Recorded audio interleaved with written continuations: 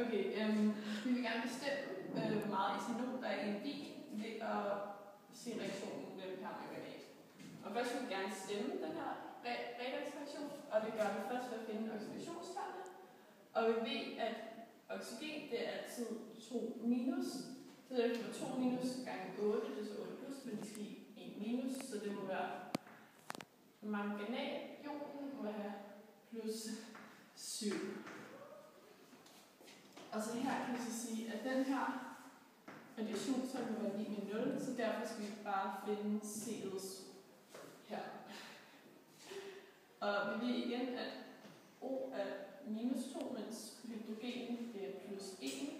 Så derfor så har vi så minus 2 plus 3, så det vil sige, at plus, i alt bliver det her plus 1, så den her må være minus 1. Yes, okay, godt. Og så herovre har vi igen, vi ved, at den her er lige med 0. Og så her, der har vi så 2 gange minus 2, det vil sige minus 4, plus 1, det vil sige, at vi har minus 3 her i alt, så derfor må den her være plus 3. Og her kan vi så se, at oxidationstallet er plus 2, sådan der. Her ser vi så meget de forskellige ting er gået ned i oxidationstal. Vi kan se, at permanganat er gået 5 ned, og at etanol er blevet omdannet til etanol. Er det ikke etanol, tror jeg? Jo, tror jeg. I hvert fald, vi kan bare se den her karbon, som er gået 4. Nej, jo, den er gået 4. Altså, det vil sige, at vi skal have dem i de rigtige forhold, fordi der er lige mange elektroner, der bliver afgivet til hinanden. Så her har vi altså 5 her, og så har vi 5 her, og så har vi hver 4 manganat og 4 manganat her. Så herefter ser vi på ladningen på hver side. Og her der har vi, skal den her ikke have noget? Nej, det er den ikke. Okay. Og vi har 4 minus på den her side. Har vi det? Okay. Ja, det tror jeg.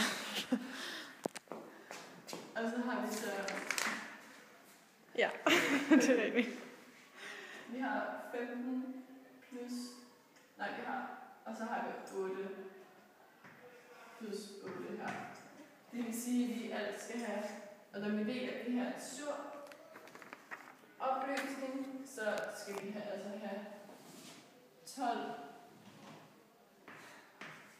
på plusser her, for at vi har en... Ja, for at, kan man sige... Neutral, eller sådan... Neutral, ja. Ligner hinanden. Ladningerne det samme, ikke?